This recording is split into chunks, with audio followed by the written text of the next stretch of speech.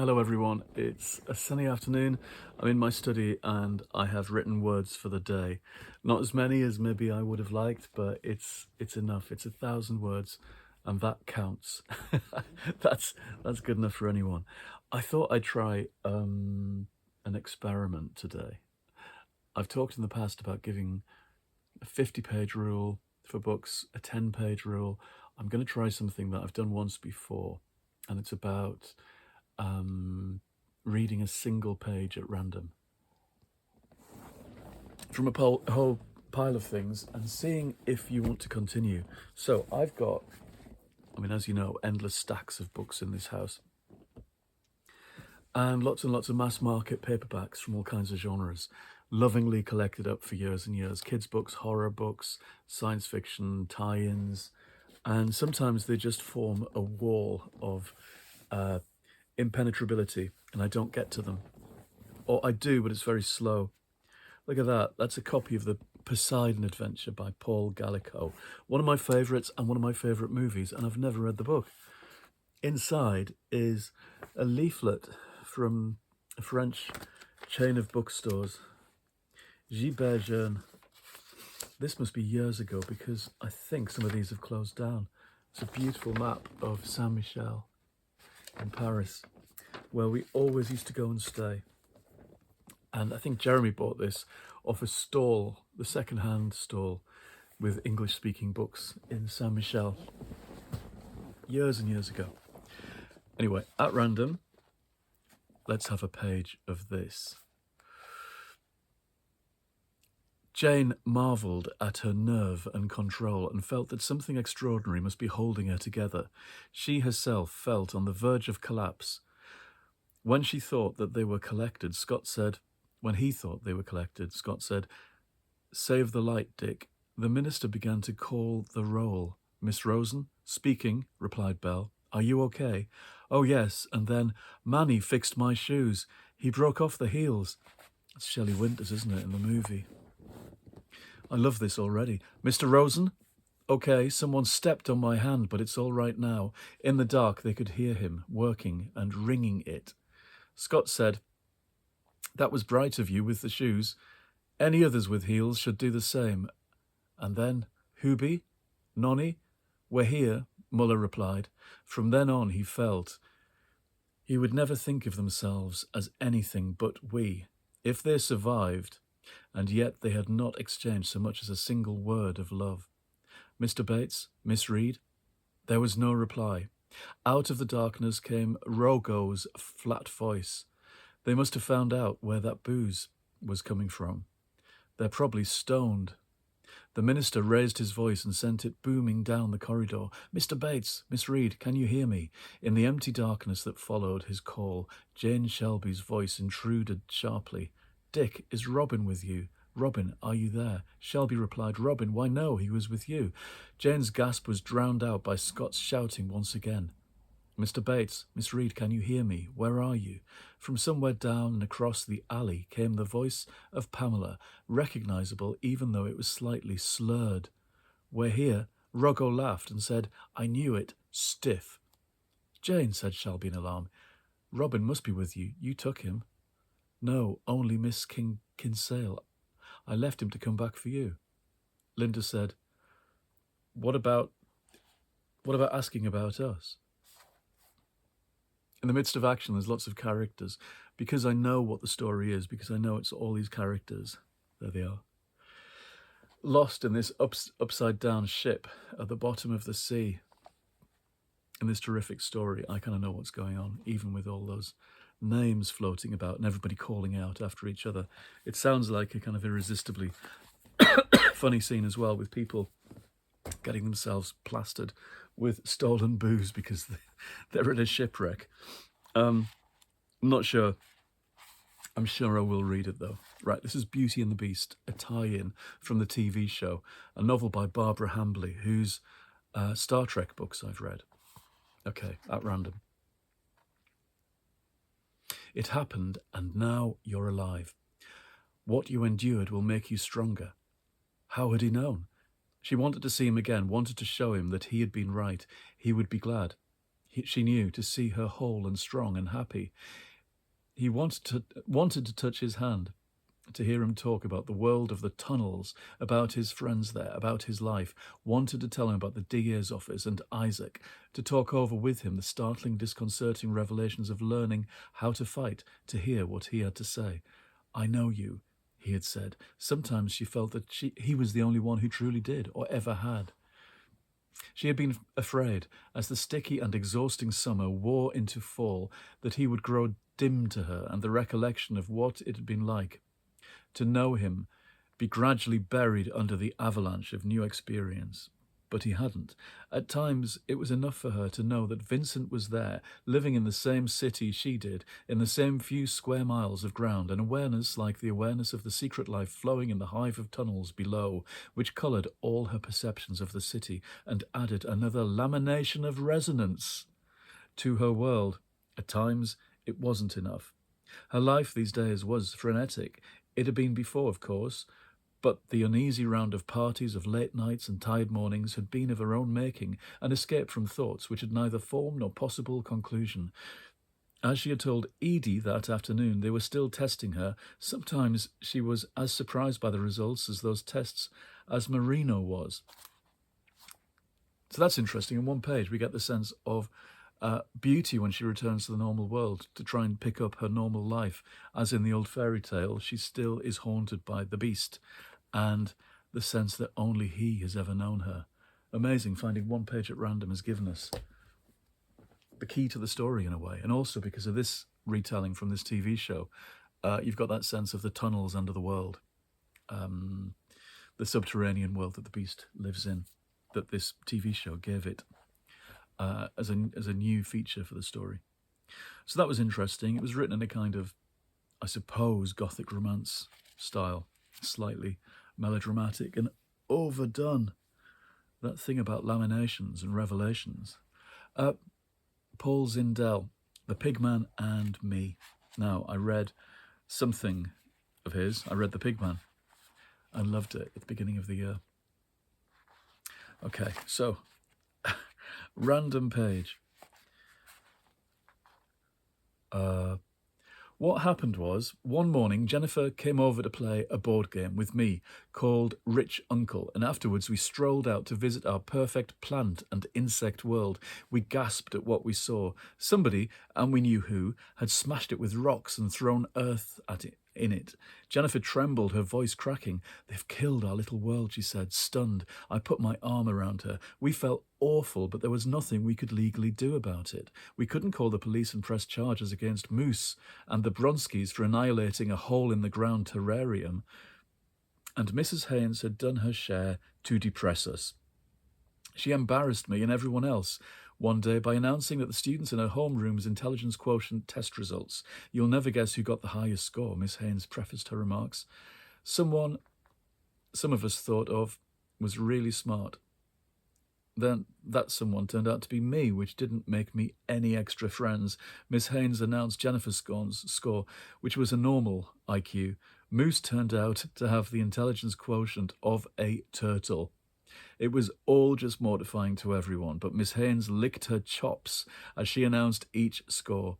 Jennifer's eyes filled up with tears, just having to witness the ordeal.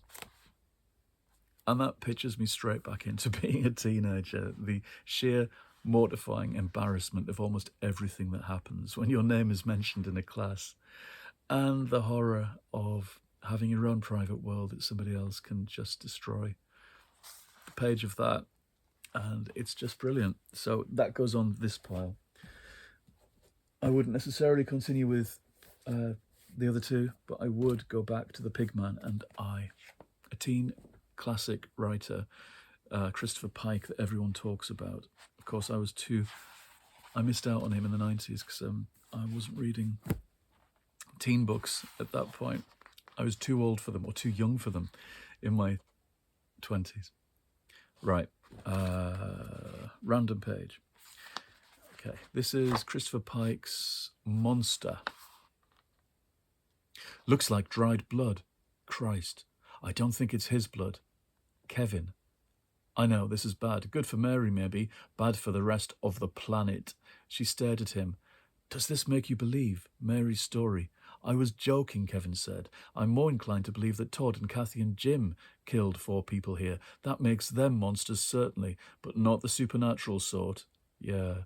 Angela took the flashlight and followed the crack further. It stretched maybe 15 feet across the dust-free circle, and it was choked with the dried blood. How much they had spilled, she'd wondered, that it covered so much of the floor.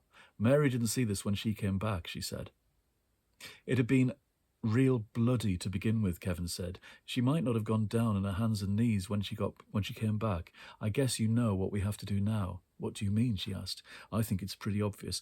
We have to tell the police what we found. It adds credibility to Mary's story.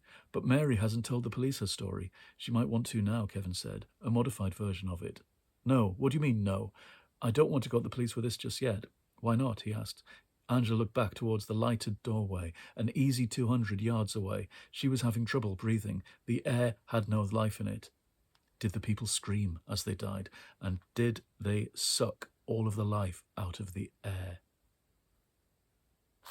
Good. It's tense and rapid fire. I like that. It's going on the kind of, I'm not sure, pile with Poseidon Adventure. I think Beauty and the Beast is relegated to I've got no, maybe, and definitely. The only one in definitely is Paul Zindel.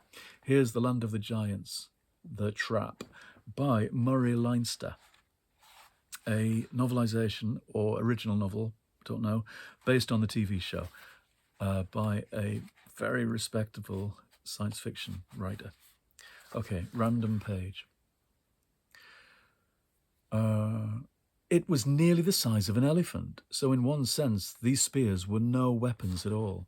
But the presence of a cat strolling in this woodland was almost a guarantee that there were larger carnivores hereabouts. And no carnivores attack prey that can fight back, especially cats. Dan went into the pilot's cabin. He came back. We've got half a charge of power now, he reported to Steve. We could lift off. Fitzhugh suddenly spoke. Look here, he said, agitatedly. This is absurd. We landed here because we had to, or so you told us. But if we can take off and get to a place of safety, we ought to do it. The safety of your passengers. We're going to try and rescue one girl, said Steve coldly, and if there are others, we'll try for them too. If you know where a place of safety is, I'll be obliged if you'll tell me. Then, through the open landing port, they heard the little dog, Chipper, barking furiously. Actually, instead of barks, his outcry was more like hysterical screamings. They heard Barry calling frantically for him. Steve snatched up one of the just-finished spears and plunged towards the door. He snapped over his shoulder. Get to the controls, Dan. Take off if you have to. He raced down the stair and pushed aside a huge leaf that completed the concealment of the ship at the front of the stair. Chipper barked. He danced and barked and screamed puny, frantic defiance at something gigantic and mottled. Barry called desperately, and the huge, furry creature regarded the tiny dog with a puzzled air. The creature was a cat, very probably the one Steve had seen before dawn out of the pilot cabin windows. Its tail was yards in length. Its ears were enormous. The hairs of its coat could be seen individually. At the moment, its yellow, slitted eyes watched the dancing, yapping little Chipper with an expression of puzzled interest, as if Chipper were a beetle or something of that sort. It looked up sharply when Steve came into view. Then it rose. Cats can sometimes find beetles interesting. They play with them horribly and ultimately kill them. But first, they are amused. I've actually read the page with the cover. That's funny. Although the cat looks as if he's laughing on the cover. Not sure about that. It's kind of fairly straightforward action adventure. I'll put it on maybe for now. Here is Dracula's Brothers by Robert Lowry. This is a sought-after, kind of groovy age of horror sort of novel. I think they're meant to be quite schlockily written. Okay, random page. I'm going to run out of time. Maybe I won't get to do 10 of these. We'll see. The high-powered field glasses were where he'd left them, beneath a newspaper. Propping his elbows on the edge of the roof, he snapped the glasses to his eyes. They had been pre-focused. The unobstructed clock tower was in perfect sharpness, as were the 10 parcels of money. 11:40 and waiting. Cam began arcing the binoculars to the surrounding area, but always coming back to the top of the clock. Nothing but stillness. 11:45, 11:50, still waiting. Midnight, and then nothing. 12:05, and the beating of wings, a single pair coming from directly behind him. The .357 Magnum was cocked before Cam completed his turn, but where he had expected to see a vampire bat, there was none. No longer, at any rate. Your observation post serves its purpose well, Count Dracula said thickly. He stood 5 yards from Cam, his cloak wrapped tightly about his huge frame, the moonlight reflecting the paleness of his face and the bright whiteness of his elongated teeth. The red coals of his eyes looked contemptuously at the pistol still pointing towards him. Put away your toy, Mr. Sanchez. The time when you shall have to try and defend yourself from me has not yet come. Instead, may I suggest that you return your attention to the scene across the street. I believe my little brothers are nearing their target. Cam reached into his jacket and brought out the small communicator. You heard that? He asked. I heard, Harmon's voice replied. The Count sneered. Then hear this as well, Professor Harmon. One day your communications device will fail, as will the control device by which you hold me. On that day, you and your friend are dead men. This I promise you. In the meantime, Harmon interrupted, you will keep the word already given us. Cam, what's happening at the clock? The Puerto Rican already had his glasses in position. Nothing at all. Wait. He saw it then. Oh, I don't know about that. I love Dracula turning up in person. Right, this is, I'll tell you what, Third Class Genie, Robert Leeson, a book I vaguely remember, maybe from TV. Random page, okay. There was a weird smell about the place. At least there was a new weird smell. Alex's nose traced it to the back of the lab where 3 sixth-formers were busy with a complicated apparatus of tubes and retorts, all hissing and bubbling. Mr. Jameson greeted him like a long-lost friend. A little too hearty, Alex thought, as though he'd been in the Antarctic for several years, but he didn't mind. Mr. Jameson's mickey-taking was different somehow from Tweedy Harris's sarcasm. Half an hour passed pleasantly, and the other kids were drifting away. Alex took his chance to get Mr. Jameson on his own and asked him, Sir, is it possible to make things materialise and dematerialise? He had to struggle with the last word, but Mr. Jameson waited. Well, matter can change from solid to liquid to solid, can't it? And if the gas is colourless, you could say it disappears, but it's still there in another form. No, sir, I wasn't thinking about that. I was thinking of, say, Alex paused for a moment, the story about Aladdin's lamp and the genie who made money appear and lifted up palaces and shot them across the world. Well, I suppose our space rockets are just as fantastic. When a rocket lands, it comes so quickly it disappears. It appears out of nowhere. They say that one of the worst things about the V-2 rockets during the last war was that they just landed without warning. But, sir, do you think things could be made to dematerialise somewhere and then materialise somewhere else? Like a genie does, I mean. Well, if you could break things down into their atoms and then reassemble them, it's a theoretical possibility, but a practical impossibility, I should have thought. Theoretical? I mean, you can work it out in your mind how it might be done, but the problems involved in doing it are too great. That's interesting, to hit upon the moment when we're testing the magic of the genie's appearance with actual science from a science teacher. Right, this is Sharon Shin. Mystic and Rider. This is a fantasy novel which has been on my shelves for years and years. It looked so tempting as a series, and for some reason I've never got to it. Random page. Sosie was back beside her in a matter of moments, holding an egg-sized piece of rose quartz. Excellent, Seneth said, turning it over and over in her hands. She closed her fist around it, feeling against her palm its imperfect smoothness, marred by shallow faults and tiny pitted dimples. It had formed in the churning fire of the earth, turning to icy stone in the clutch of a stern mountain, and been tamed to a silky beauty by the relentless patting of the river's hands. It was an elemental thing with elemental energy, and Seneth woke every memory of power in its crystal veins. She extended her hand to Sozi, whose face showed awe and wariness. This will give you some protection when you need it most, Seneth said. Carry it in your pocket or in a bag on a cord around your neck. When you are in need of comfort or hope or courage or physical strength, put your hand around it. It will not fail you. Somewhat gingerly, Sozi picked the quartz stone from Seneth's hand. By her expression, she received a definite jolt when her fingers touched the rock, but it was not an unpleasant one.